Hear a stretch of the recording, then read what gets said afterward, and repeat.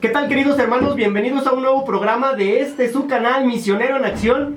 Y en esta ocasión, prácticamente en las vísperas de un gran acontecimiento para nuestra iglesia en México, para la sociedad y, por qué no decirlo, para las mujeres, puesto que el próximo sábado se va a llevar a cabo en la Basílica de Guadalupe la beatificación de la venerable sierva de Dios Concepción Cabrera de Armida. Así que nos congratulamos con nuestros hermanos misioneros del Espíritu Santo. Y precisamente hoy nos acompaña el padre David Padrón. Padre, ¿cómo estás? Muy bien, gracias a Dios, gracias por la invitación. Vamos a darle un fuerte aplauso al padre David, que está aquí con nosotros. Y bueno, pues, padre, la invitación es para que nos platiques, primero, ¿quién es Concepción Cabrera de Armida? Porque seguramente algunos han escuchado hablar más comúnmente de Conchita Cabrera de Armida. Claro. ¿Quién es la venerable sierva de Dios hasta el momento? Más tarde, el día de mañana, ya en unos días más, será la Beata Concepción Cabrera de Armida. Entonces, primero que todo, platícanos quién es. Después vamos a pasar a el momento de, pues, su revelación, su obra, quiénes son los misioneros del Espíritu Santo y quizá por último, el milagro que la llevó a la beatificación. Pero primero platícanos quién es Concepción Cabrera de Armida. Muy bien, pues muchas gracias por la invitación. Como ya decías, estamos ya en las vísperas de este gran evento para la iglesia. Concepción Cabrera de Armida, pues es una mujer mexicana, esposa y madre de familia, que vivió entre finales del siglo XIX y los primeros años del siglo XX. Conchita nace en la ciudad de San Luis Potosí el 8 de diciembre de 1862 y muere en la Ciudad de México el 3 de marzo de 1937. Para quienes no la conocen, vamos a estar en la postproducción. Nos van a poner ahí la imagen. Perfecto. Para que ubiquen. Quizá las que podemos ver, pero si nos haces favor de ya irnos revelando en exclusiva el icono oficial. Ojalá que nos lo puedan pasar. Sí, claro que sí. Ahorita lo vamos a poner por ahí para que ustedes lo tengan. Pues Conchita, como la llamamos comúnmente, les decía, pues fue una mujer de la sociedad potosina, nace pues en una época de México que había una convulsión social, estaba saliendo de la guerra de reforma, estaba luego la invasión francesa, la invasión de los Estados Unidos, pero Conchita nació en el seno de una familia, podríamos decirlo así, de la alta sociedad de ese entonces. Sin embargo, como ella misma lo narra en su autobiografía, ella dice que a sus papás nunca les gustó que sus hijos vivieran en el ocio. Entonces Conchita es una mujer que desde niña pues aprendió los oficios propios de una mujer de su tiempo. Aprendió a cocinar, aprendió a coser, tenía un talante artístico porque le gustaba mucho tocar el piano, cantar. Y pues dice que ella ya a los 13 años, imaginemos en la actualidad una chica de 13 años, a los 13 años ya llevaba las cuentas de una de las haciendas. O sea, sus papás los metían al trabajo del campo, a los varones, y a las mujeres en toda la cuestión administrativa. Conchita no tuvo una educación no fue a la escuela, porque en ese tiempo, pues bueno, las chicas eran consideradas, bueno, para casarse y atender al marido y la familia. Entonces Conchita va a la escuela solamente hasta el tercer año de primaria. Entonces, en aquel tiempo... Pero padre, perdón que te interrumpa, sí. Eso me parece un dato importante porque después, ahorita que nos hables de sus escritos, tenemos que subrayar esa parte. Una mujer, lo voy a decir así, quizá no es el término más apropiado, no culta para su tiempo. Entonces llega hasta el tercer año de primaria y pues obviamente eso va a tener mucho mérito cuando nos hables de sus escritos. Por supuesto, porque mira, Conchita fue una mujer que si bien estudió hasta tercer año de primaria, nosotros podemos pensar, ¿verdad? Bueno, pues hasta tercer año de primaria, ¿qué pudo haber aprendido? Bueno, lo necesario para saber escribir y leer, que era lo más importante, ¿no? Pero era virtuoso porque a los 13 ya administraba, sí, entonces las cuentas le salían re bien. Entonces las cuestiones matemáticas, las cuestiones organizativas, pues se le daban también. Ella vive en el seno de una familia cristiana, podemos decir así, normal. No vemos en la estructura de la familia de Conchita, pues algo que llame la atención, como en la vivencia de la fe. Dice que, bueno, obviamente participaba en la Eucaristía todos los domingos. Ella tenía un tío sacerdote, jesuita, que dice que, pues bueno, algunas veces visitaba la casa, pero un dato interesante, dice que les llevaba libros de lo que en ese tiempo se llamaba el Año Cristiano, que era una revista o unos folletos donde se hablaba de la vida de los santos. Entonces Conchita empieza desde muy niña a escuchar estos testimonios de hombres y mujeres que en los siglos pasados habían vivido una relación con Dios muy fuerte. Entonces ella empieza a tener la inquietud pues de buscar a Dios en lo ordinario de su vida. Nos cuenta en su autobiografía, por ejemplo, que le gustaba mucho andar a caballo. Era muy buena amazona, dice ella. Y entonces se iba en la hacienda de Jesús María en San Luis Potosí y dice que la naturaleza le ayudaba mucho para buscar a Dios. ¿Qué edad tenía más o menos? Estamos hablando, esto es un periodo entre que ella tiene 13 a 19 años. ¿Hay alguna foto de...? Sí, claro que sí, por ahí ahorita vamos a ver que pongan una. ¿Por qué? Porque coincide esta etapa, y esto es muy interesante, cuando ella entre los 13 y 14 años, como lo marcaba la sociedad de su tiempo, empieza a frecuentar los bailes de sociedad. Ella pues, lo primero que podríamos pensar era, bueno, pues a lo mejor, pues como una muchacha de su tiempo, se dio más a la vanidad, se dio más a los novios, ¿verdad? Conchita, en uno de los primeros bailes que ella asiste, conoce a un joven regiomontano, Francisco Armida, del que se va a enamorar y que va a ser su único novio y que va a ser su esposo. Entonces viven un noviazgo de 9 años, en donde ella misma dice, a mí nunca me estorbó el amor a Francisco para amar a Dios. Y entonces en sus escritos ella narra, dice, yo por las noches veía la foto de Francisco y después pensaba en Jesús Eucaristía. Entonces vemos el caso de una mujer enamorada pues de su novio y de su esposo, pero que supo combinar ese amor con un amor profundo a Jesús, con un amor a Dios y sobre todo con un amor a los pobres. Y yo creo, regresándome un poquito, después puntualizar ese amor hacia los pobres, se me hace una mujer laica que nos puede decir que la santidad no es exclusiva para los religiosos, para los monjitos, monjitas o los curas, sino que es una mujer que fue abierta al amor, tanto que se enamora del que fue su esposo, pero un amor que supo combinar hacia Jesús Eucaristía. Exactamente. Y creo que eso es virtuoso, eso tiene que decirnos mucho a los hombres de hoy y a las mujeres de hoy también. Sí, porque por ejemplo nosotros podemos pensar a un santo como alguien que se la pasa rezando, como alguien que se la pasa en el convento, o como alguien que tiene que zafarse o desconectarse del mundo para poder buscar a Dios. Y Conchita nos muestra que ella dice, yo iba a los bailes, iba al teatro, y al otro día iba a la Eucaristía, dice, y se me hacía tan fácil combinar todas estas cosas.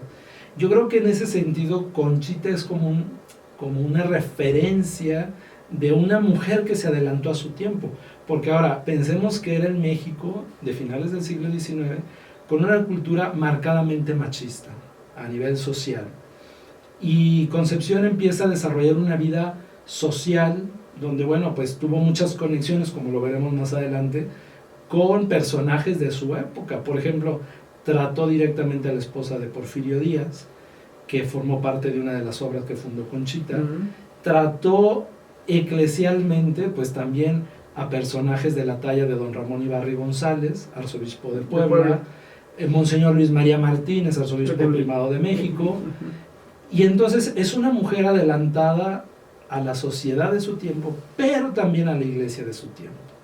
Porque en una iglesia marcadamente clericalista, donde los laicos no tenían injerencia, donde si los laicos varones no la tenían, mucho menos las mujeres. Claro. Entonces Conchita nos muestra pues cómo se puede vivir una vida normal, entre comillas, con un amor a Dios y con un amor a su esposo y luego a sus hijos.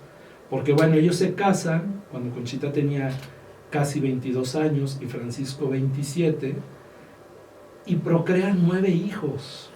Entonces, una familia... Tenía 22 años Ajá. cuando se casan. Se casan por las dos leyes. Sí, por supuesto. Ajá. La boda se celebró el 8 de noviembre en el Templo del Carmen en San Luis Potosí, donde ella, también por ahí van a aparecer unas fotos de la boda, donde ella, bueno, dice que...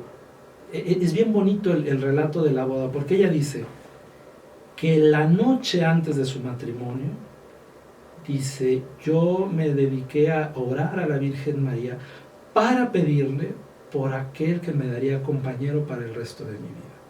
O sea, Conchita, ella dice, Señor, yo quiero casarme y que me des muchos hijos para que te amen más que yo.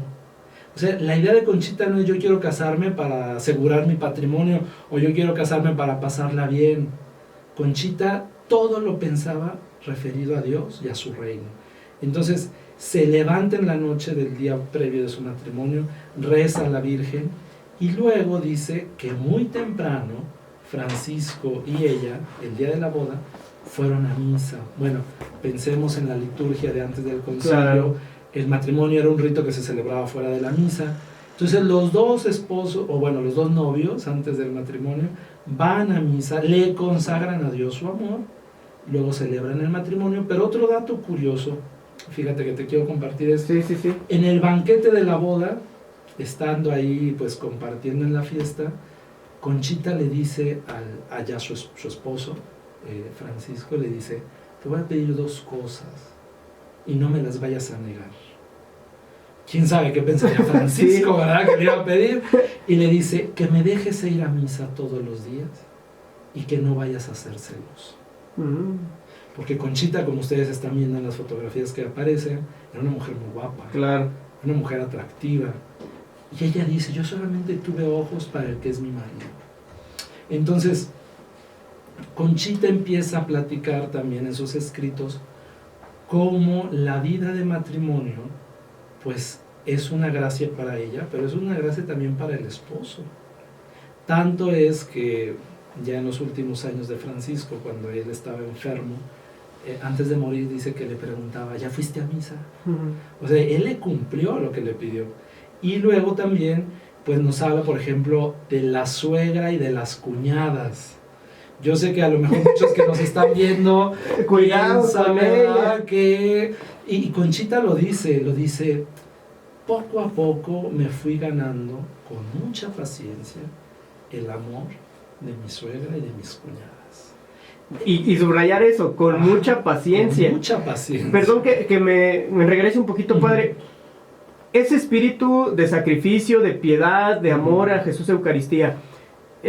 Tú nos contabas que fue una mujer desde muy joven educada en una familia de clase acomodada, de una familia acomodada. ¿Esa piedad la recibe en casa o podemos decir que la conoció por catequistas, por el cura de su parroquia, o por... Siempre hay alguien como que te va inculcando, sí, o bien de ella desde muy temprana edad empezó a descubrir este amor? Mira, hay varios elementos. Uno, la formación de sus papás. O sea, ella católicos. Dice que sus papás todos los días rezaban el rosario con los empleados de las haciendas o con los empleados de la casa.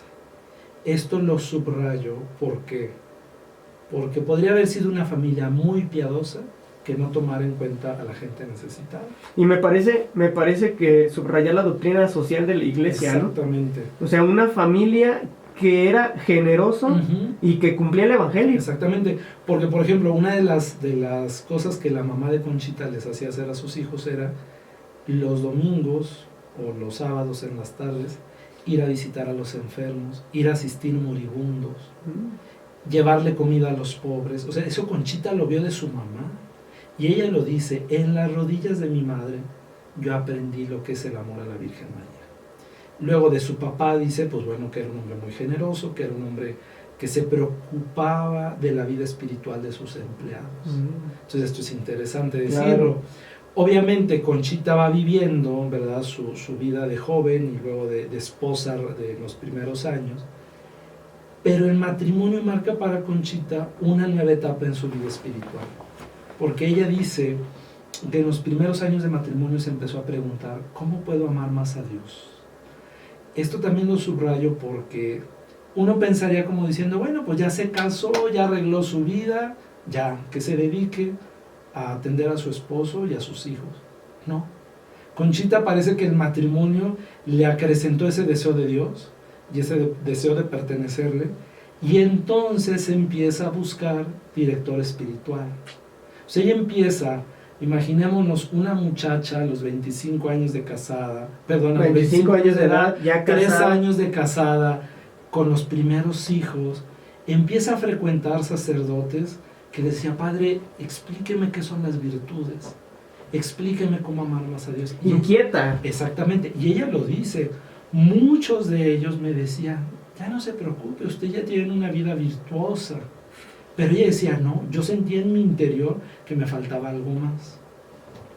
Llegamos así al año más o menos de 1893 y tiene un encuentro con un sacerdote jesuita, el padre Alberto Mir, español, que estaba allá en San Luis Potosí, y él va a ser el primero que le va a ayudar a Conchita a llevar una vida espiritual más en forma, vamos a decirlo así, con un proceso que va a durar 10 años más o menos, un poco más, pero donde Conchita va a empezar a desarrollar una vida espiritual más fuerte.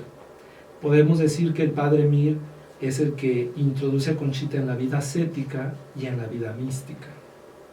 Y al padre Mir tenemos que agradecerle que él fue el primero que le pidió que escribiera su diario espiritual. Oh. Él fue el que le dijo. Que quizá era una práctica común en esos tiempos, ¿no? Exactamente. Pero me parece que, si no me equivoco, tú me corregirás, era una práctica, pero en los conventos. Los religiosos. Para las monjitas. Exactamente. Entonces el padre Mir, viendo esta persona tan enamorada de Dios y tan deseosa de una vida de perfección desde su ser de casada y de madre de familia, le dice, por obediencia usted va a escribir todo lo que pasa en su oración y todo lo que pasa entre Dios y usted. Entonces, Conchita empieza a escribir su diario en 1893 y la última página de su diario espiritual está escrita el 8 de diciembre de 1932. Estamos hablando de cuántos años. Casi 40 años, por lo que el diario espiritual de Conchita, que se llama técnicamente La Cuenta de Conciencia, abarca 66 volúmenes. O sea, estamos hablando... ¿Ya los leíste todos, pa? Bueno, vamos como en el 34. Muy bien. Pero estamos hablando de una obra monumental. Claro. ¿Por qué? Pues porque abarca 40 años de la vida de una persona, donde se presenta con una transparencia y una nitidez, porque, tengo que decirlo, este diario luego ella se lo llevaba a sus directores espirituales para que fueran viendo el avance de su vida interior. Entonces, tenemos un texto rico. ¿Por qué? Porque conforme ella va avanzando en su vida espiritual, luego van avanzando las gracias que Dios le va dando. Y entonces, pues ella va combinando su vida de esposa, de madre de familia, pero con una vida espiritual más intensa, que luego va dando frutos, que es lo que llamamos luego las obras de la cruz. ¿Verdad? Pero entonces, en el diario espiritual de Conchita, nosotros encontramos, podríamos decirlo así, una biblioteca de tratados que van desde la espiritualidad hasta tratados de teología dogmática, porque ahí tenemos textos sobre la Trinidad, sobre la encarnación, sobre el ser humano, lo que sería la antropología, sobre la iglesia, sobre los sacramentos. Tiene textos bellísimos sobre el sacerdocio, habla sobre el sacerdocio de los fieles. Entonces, no es solo el diario espiritual de Conchita, sino toda la obra de lo que Dios fue haciendo en ella, y que bueno, pues gracias a eso tenemos ahí una riqueza. Sí, y yo creo que eso le ganó el título de mística, ¿no? Exactamente. Por lo que ya señalábamos hace un rato, una mujer de su tiempo, acomodada a pues su manera de haber sido educada, acomodada a su tiempo, por decirlo de alguna manera, hija de su tiempo al final de cuentas. Totalmente. Entonces, estos momentos de encuentro con Dios le llevaron a reconocerlo y a conocerlo, tanto que nos puede explicar en sus escritos quién es Dios. Y como decimos coloquialmente, ¿qué onda con los misterios de Dios? Con la Trinidad, con la Eucaristía, con el sacerdocio, temas que a lo mejor también para su tiempo estaba de avanzada, fue una mujer de avanzada. Sí, de hecho, fíjate que hay un teólogo francés, el padre Philippon, en uno de sus escritos dice que podemos considerar a Concepción Cabrera de Armida una profeta del Vaticano II. ¿En qué sentido? Si uno lee los escritos de Conchita, cuando habla de la iglesia, cuando habla del papel de los laicos, cuando habla del papel de la mujer, por ejemplo, yo ayer estaba leyendo una de las obras y le dedica toda una meditación mariana a hablar del papel de la mujer en la iglesia. Y digo, wow, esto es impresionante, porque dices... A propósito de la ola del feminismo y tantas cosas que estamos viviendo, ¿no? Estamos ante el testimonio de una mujer que se vuelve protagonista de la historia de la sociedad de su tiempo y de la iglesia de su tiempo. Y entonces el padre Filipón dice, bueno, lo que Conchita escribió 30, 40 años antes del Vaticano II, dice, después la iglesia lo proclama oficialmente. Textos de la Lumen Gentium, textos de la Gaudium et Spes, son muy afines a la teología que escribe esta mujer, ¿no? Entonces vemos pues también ahí lo que tú decías de la vida mística. Yo les digo una cosa a las personas cuando les explico esto, les digo, son místicos no porque tengan visiones o no porque tengan locuciones interiores o otro tipo de fenómenos. Son místicos, ¿por qué? Porque son hombres y mujeres que bajo la acción del Espíritu Santo entran en el misterio de Dios. Exacto. Y como tú decías, nos pueden explicar el misterio de Dios. Sí. De hecho, la palabra místico tiene la misma raíz de misterio. Entonces, es una mujer apasionada por Dios, pero también apasionada por la humanidad. Jesús le va explicando en estas gracias místicas, ¿verdad?, que lo que está haciendo en ella pues es ir transformando su corazón para que se parezca al de Jesús. Claro. Si recordamos Filipenses 2, Pablo dice, ¿verdad?, tengan los mismos sentimientos del corazón de Cristo. Y aquí lo vemos en una mujer laica, esposa y madre de familia, que en un momento de su vida dice, haciendo un acto de amor por Dios, que lo único que se le ocurría decir era, Jesús, Salvador de los hombres, sálvalos. Esa frase se vuelve como el grito misionero de Conchita. Pedía, dice ella, clamaba a Dios la salvación de las almas. Y que ahora esa frase la tenemos en la liturgia. Cuando terminamos la consagración, hay una expresión, este es el misterio de nuestra fe. Cristo se entregó por nosotros. Salvador del mundo, sálvanos. Tú que... Exactamente. Esta expresión, ¿no? Es la expresión de un corazón enamorado de Dios, pero que eso no la vuelve como en una relación intimista de Dios y yo y alejado de la sociedad y olvidado de tus compromisos, ¿no? Sí, exactamente, sino que la mete en la sociedad de su tiempo. Y otra cosa que también quiero compartirte es, fíjate, de su ser de mamá, pues como todas las mamás, ¿verdad?, que va educando a sus hijos, 2 de sus hijos abrazaron la vocación religiosa.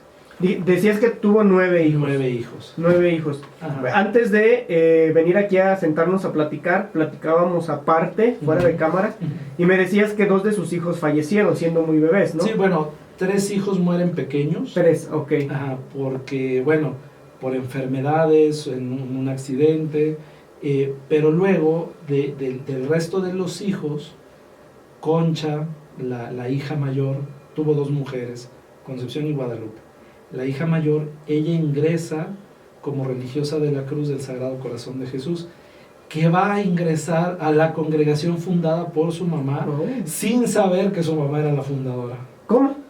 Bueno, porque, bueno, ahorita explicaremos un poco esto, cierro la idea nada más. Sí. Manuel, el segundo hijo mayor, el primogénito era Francisco, el segundo hijo varón de los mayores, él entra con los jesuitas, porque como ya dijimos, tenía un tío jesuita, Conchita, y luego Conchita tuvo un hermano jesuita. Entonces, pues Manuel veía el testimonio de los jesuitas, y entra con ellos. Ahora, Conchita, su aporte a la iglesia principalmente tiene que ver con la fundación de 5 obras apostólicas.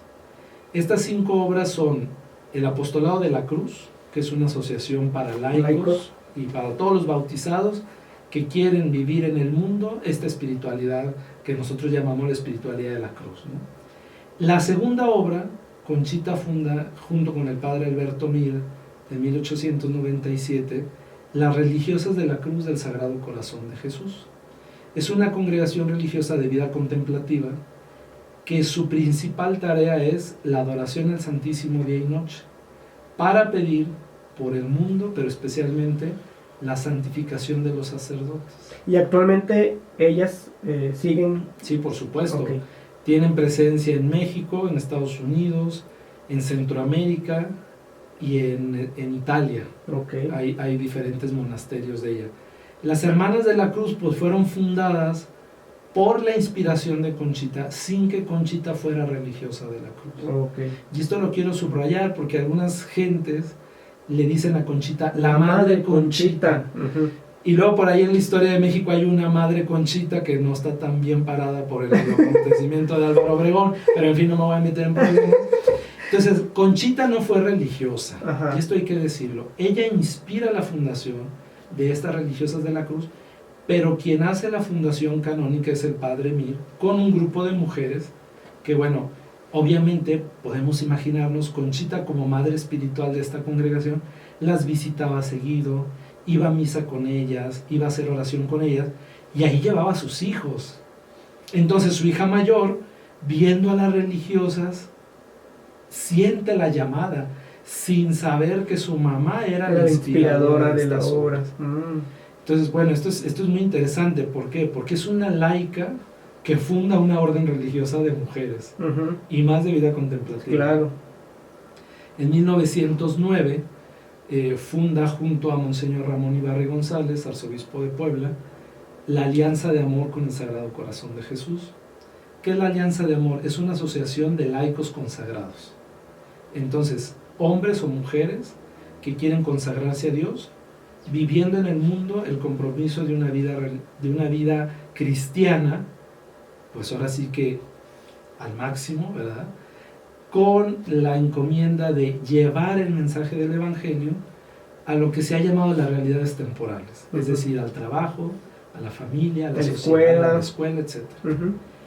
Luego en 1911 se funda la Fraternidad de Cristo Sacerdote, siempre de la mano de Monseñor Ramón Ibarre González, que también su causa está muy avanzada de canonización. ¿Él ya es beato? No, es venerable también. Okay. Entonces, junto con él, dicen, vamos a hacer una asociación para los sacerdotes que sean diocesanos, pero que quieran vivir esta espiritualidad, sin vivir en la vida religiosa. Uh-huh, uh-huh. Entonces esa es la cuarta obra. Y la quinta obra, pues somos nosotros, ¿verdad? Somos los hijos menores, ¿verdad?, de Conchita, porque los misioneros del Espíritu Santo fuimos fundados en 1914. Oh. Esta fundación se da gracias al apoyo de don Ramón Ibarra, que él logra el permiso de que venga a fundarnos un misionero francés, el padre Félix de Jesús Rouget, que pertenecía a la Sociedad de María, que había conocido a Conchita en 1903, pero hasta 1914 logran el permiso. Entonces es una historia muy interesante, porque si nos ponemos a pensar, de 1895, que se funda el Apostolado de la Cruz, a 1914, pasaron muchos años. Claro. Y en México pasaron muchas cosas. Uh-huh. Estamos en los últimos años del Porfiriato, Claro. estamos en el estallido de la Revolución Mexicana, Uh-huh. y estamos en los primeros años de la persecución religiosa. Entonces, ¿cómo el Señor suscita en su iglesia 5 obras apostólicas fundadas por la inspiración de una esposa y madre de familia? Eso es lo increíble del aporte de esta mujer a la iglesia, no solo de México, sino del mundo. ¿Por qué? Porque miren, de estas 5 obras, luego se fueron desprendiendo otras más, y en la actualidad somos 18 institutos que formamos lo que se llama La Familia de la Cruz. Muy bien. Padre, me llama la atención porque hace un rato subrayábamos la característica del ser mística de Conchita, ¿no? Y cómo Dios va suscitando la inspiración en ella para el trabajo apostólico. Y me llama mucho la atención lo que decías hace un momento sobre la fundación de estas religiosas que son contemplativas y específicamente para la adoración al Santísimo. ¿Cómo es que el testimonio de un laico, o en este caso de una mujer laica, inspira una obra de Dios? Claro. Y eso es misticidad, o sea, eso es lo místico. Sí, porque es transmitir a otros la experiencia de Dios, ¿no? Y yo creo que en ese sentido, Conchita contagió, por decirlo así de algún modo, su amor a Dios a las personas que la rodeaban, ¿no? Por ahí el padre Félix, nuestro fundador, tiene un escrito que dice que durante la persecución religiosa él se tenía que esconder, y Conchita iba a visitarlo, iba a leerle sus escritos, y le dice él a uno de los primeros misioneros del Espíritu Santo, dice, ¿cómo me deja el alma llena del Espíritu Santo la conversación de esta mujer? O sea, podemos decir, Conchita es una mujer, a mí me gusta decirlo así, que Dios se le salía como por los poros de la piel, ¿no? O sea, transpiraba a Dios. Habitada totalmente por Dios, que sus palabras y sus obras inspiraban a otros. Claro. Esto es muy importante porque vemos el caso de una laica que está a la raíz de todo un movimiento espiritual, de todo un movimiento que viene a decirle a la iglesia la necesidad de volver a la llamada bautismal, que es la llamada a la santidad. Así es. Y que lo hace desde su ser de esposa y de madre de familia.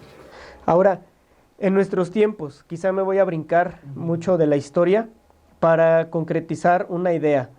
En nuestros tiempos, con una ola de ideologías contemporáneas, con la falta de capacidad, por decirlo así, lo señalo entre comillas, del sacrificio, de la entrega, lo tengo que decir así, la famosa liberación de la mujer, del feminismo que grita a toda costa como ideología, ser escuchada, ver el ejemplo de una mujer de esta talla, creo que ese es el verdadero ser femenino. No puedo decir feminista porque caeríamos en un error, pero sí el verdadero ser femenino, la fuerza femenina que es importante para nosotros en la sociedad, en la iglesia. Sí, yo creo que el verdadero feminismo, aunque eso suena ya con una carga ideológica, es el momento en que la mujer asume y vive en libertad y con responsabilidad su vocación de transformar la sociedad y a la iglesia. Entonces, vemos en Conchita a una mujer que asume eso, su ser de mujer y su papel en la sociedad y en la iglesia de su tiempo. Yo por eso les decía, Conchita se adelanta a las búsquedas de la sociedad y de la iglesia que le tocó vivir. Y entonces uno puede pensar cómo esta mujer, en una sociedad machista y clericalista, en una iglesia clericalista, llega incluso a entrevistarse en 1913 con el Papa Pío X. ¿En Roma? En Roma. O sea, Conchita llega un momento en que su director espiritual, que era Ramón Ibarra, dice, pues si el problema son sus escritos, pues la voy a llevar a Roma a que los teólogos la analicen allá. Y se la lleva aprovechando una peregrinación por un año jubilar que se decretó en 1913, y ella se entrevista personalmente con Pío X. O sea, podemos decir, ya no podía llegar a una instancia más alta, claro, porque eclesialmente hablando, pues ya estaba con el Papa. Y por ahí les comentaba, ¿no?, la relación que ella tuvo con personajes de la historia de México. Por ejemplo, con la esposa de Porfirio Díaz. Ella perteneció al apostolado de la Cruz, y entonces Conchita pues establecía relaciones con ellos, ¿no? Esto nos habla de una mujer madura, humana y espiritualmente, que no estaba nomás rezando, ¿verdad? O que no estaba como, ay no, pues yo porque soy mujer yo no puedo, no. O sea, hay un empoderamiento de la mujer porque ella asume su vocación de mujer en la sociedad y en la iglesia de su tiempo, y desde ahí se vive con libertad. Y es que es la fuerza de una mujer en la iglesia y en la sociedad, como tú lo señalas, pero cumpliendo con su responsabilidad. Totalmente. No tenía que andar ahí gritando, soy mujer, ni haciendo marchas, ni nada de esas cosas, sino siendo responsable con su vocación, con su vida espiritual, en el influjo que pudo haber tenido con estas grandes personalidades. Todo eso en las obras que inspiró, en las obras que fundó. Yo me imagino qué pensaba en ese momento Conchita, siendo mamá. Yo creo viendo a sus hijos crecer, el esposo que en algún momento se enferma. Uh-huh. Luego al pendiente de la espiritualidad de 5 obras. Uh-huh. Si yo no puedo ni siquiera con la universidad. Sí. Ella tiene un texto muy bonito donde ella habla de 3 vidas. Dice, llevo 3 vidas. La vida de mi familia, o sea, su esposo, sus hijos. Dice, la vida de mi relación con Dios y la vida de las obras de la cruz. Pero lo extraordinario de Conchita es que nunca descuidó una por atender a la otra, ¿no? Hay unos textos muy bonitos donde ella ya al final de su vida le dice Monseñor Martínez, mire, usted tiene que hacer un recuento de las gracias que Dios le dio para admirar y agradecer lo que Dios ha hecho en usted. Entonces Conchita empieza a releer su vida, es decir, a releerse y a ver cómo Dios, en la fragilidad de una vida humana, pues con sus pecados también que tuvo, sus limitaciones y todo, Dios la fue transformando. Pero aquí lo maravilloso es que se dejó hacer por él. Exacto. Hay un texto muy bonito donde le dice, Concha, así le decía Jesús, Concha, déjate hacer. Y después le dirá, Concha, ahora déjate deshacer por mí. Entonces nos habla de un proceso humano y espiritual que va caminando en la integración de la persona, con todas sus áreas, su afectividad, su memoria, su entendimiento, su voluntad. Y entonces ella va a amar a Dios desde su ser de mujer. Por eso una de las gracias más grandes que Dios le dio a ella en la vida mística tiene que ver con la maternidad. Así es. Sentirse madre de los sacerdotes, sentirse en el interior de la iglesia madre, con una participación de María en ese amor de madre hacia Jesús y en concreto hacia los sacerdotes. Entonces podemos ver que es la vocación de mujer, de cristiana, de esposa y de madre de familia, llevada a la plenitud con una proyección apostólica. Algo que no hemos tocado es el aporte de sus escritos. Uh-huh. Conchita no solamente escribió su diario espiritual, que ya es bastante. 63 tomos. 66 tomos. 66. Ya. Conchita dejó aparte un epistolario que encontramos más de 10,000 cartas. Pero lo interesante de sus ¿Una cartas... por día? ¿No? Pues no te sabré decir, pero yo creo que en algunos días hacía varias. Lo interesante de sus cartas es que te encuentras una donde le está explicando a la nuera, ¿no? Si el niño se levanta en la noche y tiene dolor de cabeza, ponle los chiqueadores. Y el mismo día escribe una carta a un obispo explicándole el misterio de la Santísima Trinidad, hablándole sobre el sacerdocio. Entonces dice uno, de lo más sencillo a lo más elevado, ¿no? Qué mujer tan versátil, ¿no? Claro. Que podía hablar de muchos temas, pero ahí es donde yo digo, esa es la riqueza de ella, que una cosa no le impedía a la otra. Y luego también, cuando Francisco muere, su esposo, Conchita queda viuda a los 39 años. Muy joven. O sea, vivieron 17 años de matrimonio. Francisco muere de una tifoidea fulminante, como eran las enfermedades en ese tiempo. Imagínense lo que es quedarse con 7 hijos, ya habían muerto 2, o sea, 7 hijos a su cuidado.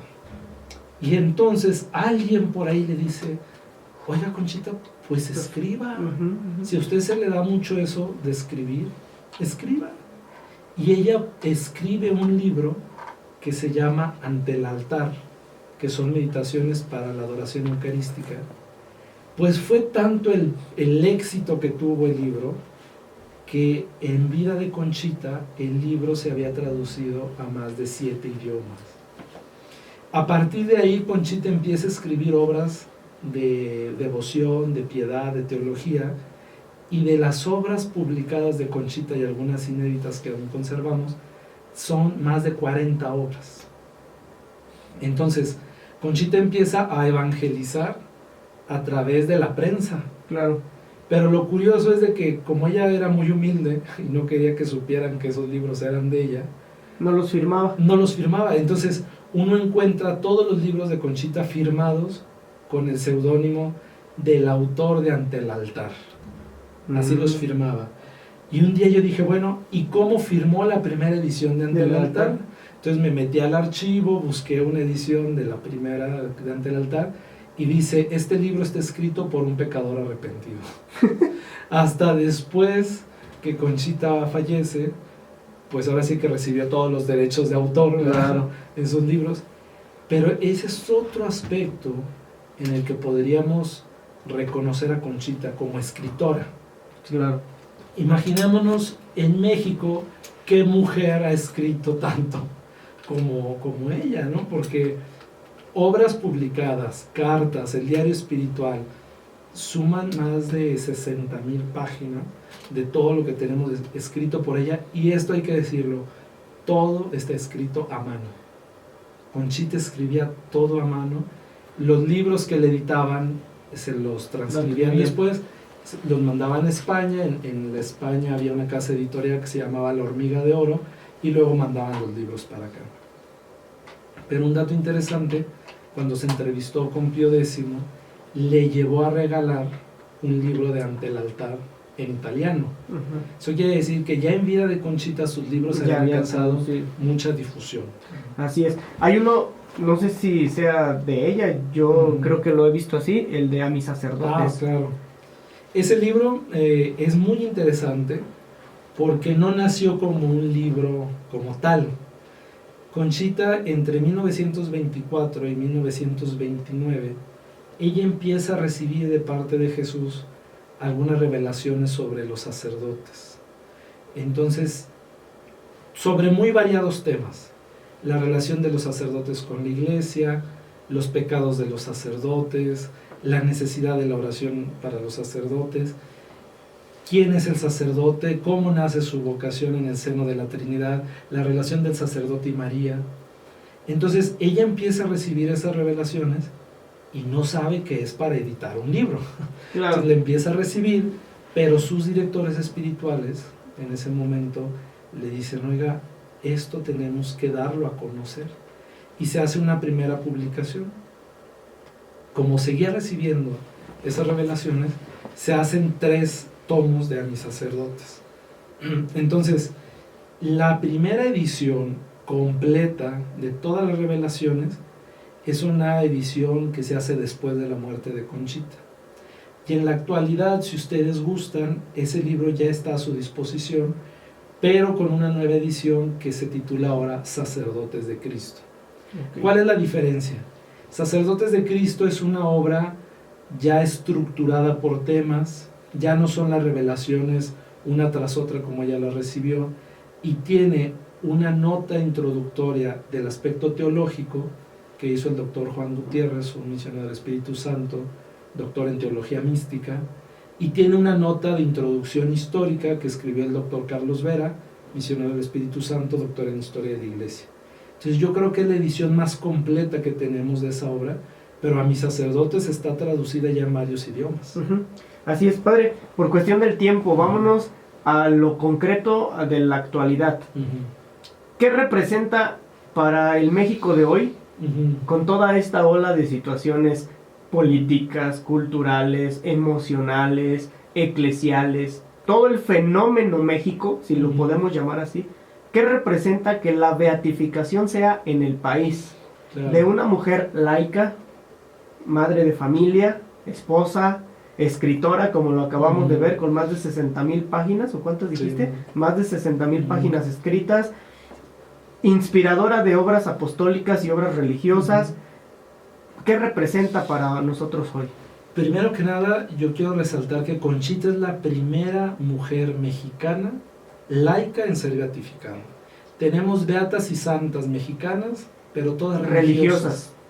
Hasta el día de hoy, bueno, hasta el día de mañana, que será la beatificación, no habíamos tenido en los altares una mujer laica. Esto es bien importante. Yo creo que Conchita viene a resaltar el papel de la mujer en la iglesia y en la sociedad. Conchita es una figura que viene a hacer un reclamo al rol que tiene la mujer para la vida de la sociedad y de la iglesia. Y yo creo que se trata de un protagonismo. O sea, la mujer, gracias a Dios, pues ha ido ganando muchos espacios, pero todavía necesita muchos más, claro, ¿verdad? En la iglesia y en la sociedad. Y segundo, el papel del laico en la iglesia y en la sociedad también, porque estamos en una iglesia donde la mayoría de los bautizados son laicos. Entonces, si uno yo te aseguro que mañana en la beatificación, la inmensa mayoría que estén ahí serán laicos. Claro. Y esto será un bonito signo. ¿Por qué? Porque Conchita es una laica. Y entonces es volver la mirada a la vocación de los laicos.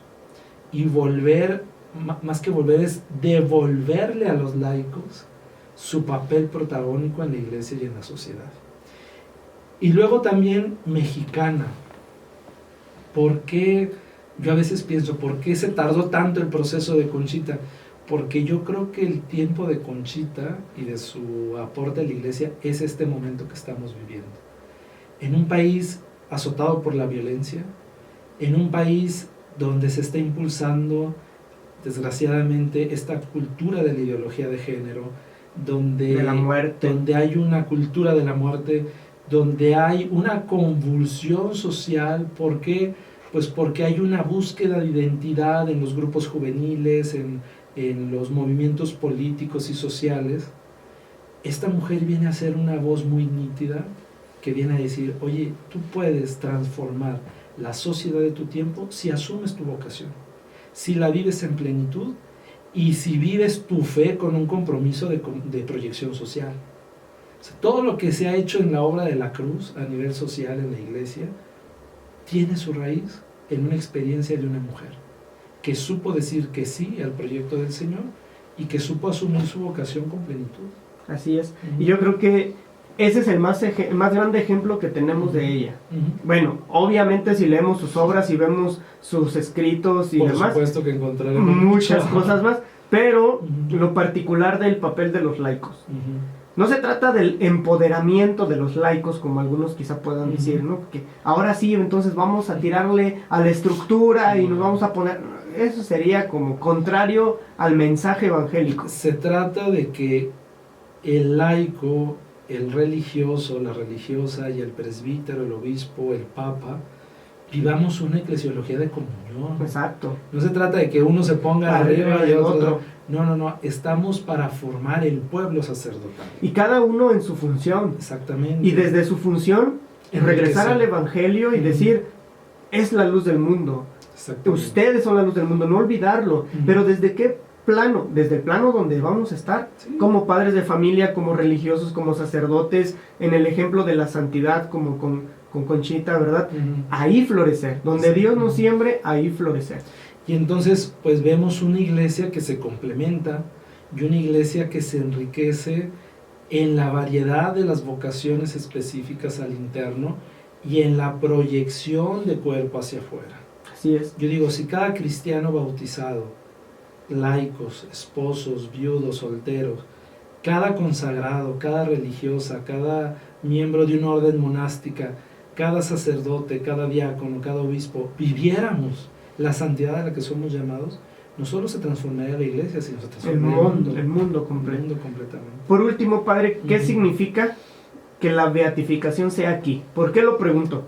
Generalmente uno anhelaría pues que la beatificación sea pronunciada pues por el mismo Papa, claro, que fuera en Roma, porque pues obviamente es la sede de Pedro, claro, tiene su importancia que sea allá. Pero por lo menos mi lectura y como servidor de la palabra y quizá desde esta trinchera uno puede decir por qué en México es providencial, sumamente providencial, y creo yo que todos, no solamente uniéndonos a ustedes como comunidad religiosa, como misioneros del Espíritu Santo, sino todos como iglesia en México que peregrinamos en estas situaciones que tú ya anunciabas hace un momento, podemos decir Dios está hablando a nuestro país.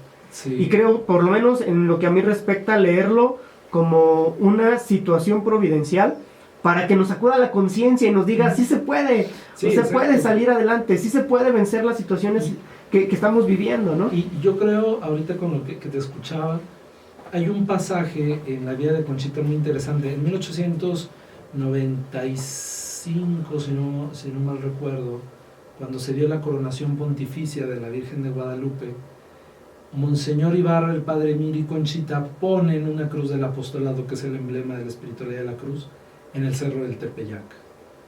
Ahora se conserva una cruz ya más moderna, la actual fue retirada, Pero si ustedes van un día a la basílica... La original fue retirada. Ajá, Ok. la original fue retirada porque era una cruz de madera, la actual está en concreto, con la insignia del corazón de Jesús, a lo mejor por ahí ahorita ponen la foto, pero estando en la celebración de la coronación pontificia de la Virgen, Conchita no pudo entrar a la basílica, se tuvo que quedar a oír la misa en la sacristía.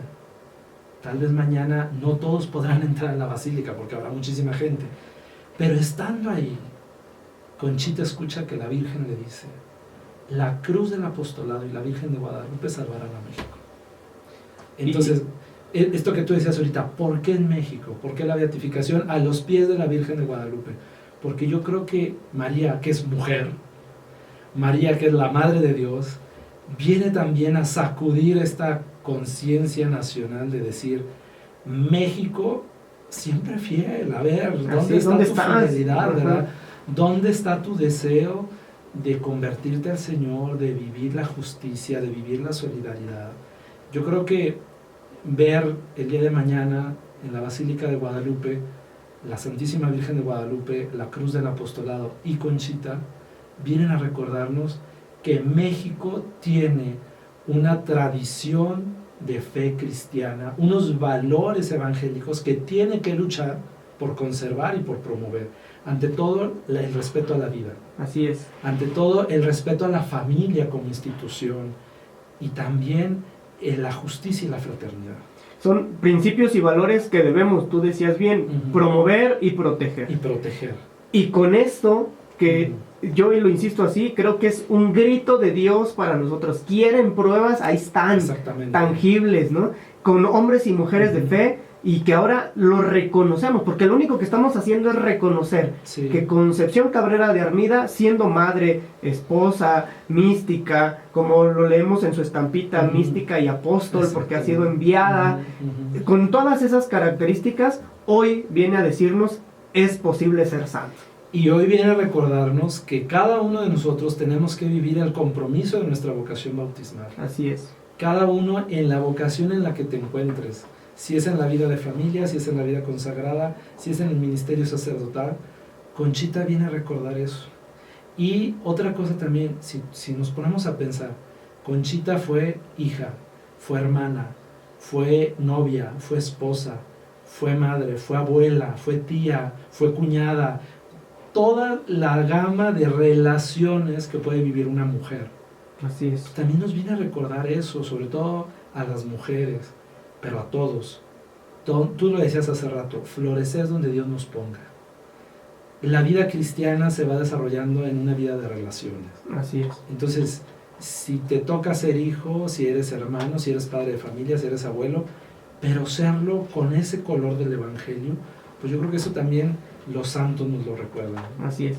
Padre, pues se nos acaba el tiempo, yo creo que podríamos hablar de Conchita mucho más. Tan solo yo creo que podríamos hacer una serie de programas con cada una de sus obras, pero entonces me da mucho gusto que estés con nosotros en esta eclesialidad, ¿verdad? Gracias. Sabernos hermanos, porque a veces decimos, no, pues los misioneros del Espíritu Santo allá, los diocesanos allá, los hermanos, somos familia, somos hijos de Dios, y creo que esto nos hace comprender la cercanía que tenemos. Y además, lo mucho que nos falta por aprender, no solamente de la próxima beata, sino de todos como hermanos. Te agradezco mucho, Padre David. No, gracias por la invitación, y bueno, reiterar la invitación a todos los que nos están siguiendo, que el día de mañana será, bueno, el sábado, perdón, será la beatificación, este sábado 4 de mayo a las 12 del día en la Basílica de Guadalupe. Están todos invitados. No hay necesidad de boleto, no hay necesidad de llevar alguna cosa. Simplemente si quieren llegar temprano para agarrar lugar, y si no, bueno, pues a la hora que lleguen. Y también el domingo habrá una serie de Eucaristías de Acción de Gracias, el 5 de mayo, en la iglesia de San José del Altillo, en Avenida Universidad 1700, ahí en Coyoacán. Allí están los restos de Conchita, ahí está su tumba. Y entonces durante todo el día habrá una fiesta para todos, para celebrar la fe. Va a presidir pues el señor Carlos Aguiar, una de las Eucaristías. Otra la va a presidir don Rogelio Cabrera, que es el presidente de la SEM, arzobispo de Monterrey. y otros hermanos, obispos, sacerdotes, misioneros del Espíritu Santo presidirán estas Eucaristías. Están todos invitados, será un día de fiesta que queremos compartir con todos ustedes. Pues muchas gracias por la invitación Gracias, y gracias por este don para la Iglesia, Con mucho para la Iglesia gusto. Universal. Con Bueno, mucho pues queridos hermanos, ya lo saben, encomendémonos a la intercesión de la Beata Concepción Cabrera de Armida, madre mística, laica, mexicana. Así que tenemos una responsabilidad muy grande. No se olviden de seguirnos en las redes sociales, ya saben, Misionero en Acción. Compartan nuestro video, compartan esta entrevista con el Padre David para que se difunda la obra de la próxima Beata mexicana y que seamos muchos los que nos vivamos, que seamos muchos los que vivamos este apostolado que ha sido inspirado por Dios. Que Dios los bendiga, muchas gracias y síganos en Misionero en Acción.